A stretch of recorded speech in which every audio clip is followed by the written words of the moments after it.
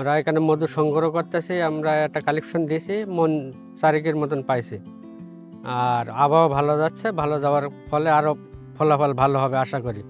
আর এখানে টুকটাক কাস্টমার আসছে, বেচাকেনা হচ্ছে খুচরা। সরিষা আসলে মৌবক্স লাগানোর জন্য আমাদের সরিষার ফলন বৃদ্ধি হয়, এতে পরাগায়ন হয়, ধরেন যে পোকার উপদ্রব কম হয়। তারপরে আমরা তো প্রতি বছরে সরিষা লাগাই, আমাদের এই এলাকাতে অনেক সরিষার আবাদ হয়, তার মধ্যে এরা বছরে বছরে আসে, এতে ওদেরও একটা লাভজনক ব্যবসা হয়, চলে, তাতে আমাদেরও অনেক উপকার হয়। এতে আমরা ফলনের অনেক মোটামুটি যা যদি আমাদের এখানে 7 মণ বিঘার প্রতি হয়, তাতে আরও 2-3 মণ বেশি হয় সরিষা।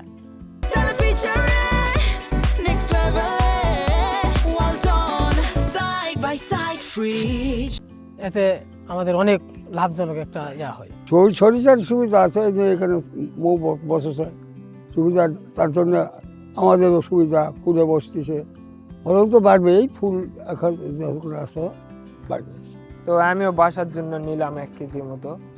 আপনার 450 টাকা কেজি দরে এখানে মধু বিক্রি হচ্ছে, খুবই ভালো মানের। সরিষা যেহেতু একটি বাড়তি ফসল, বোনাস ফসল, একই সঙ্গে মধু আহরণ করা হচ্ছে, সেটা আসলে আমাদের জানেন যে মধুকে মহৌষধ বলা হয়।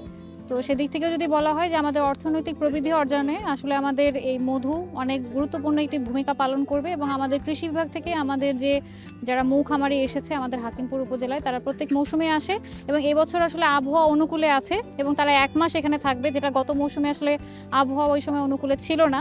তো আমরা আশা করছি বিগত বছরের তুলনায় এবছরে মধুর উৎপাদনটা অনেক বেশি হবে।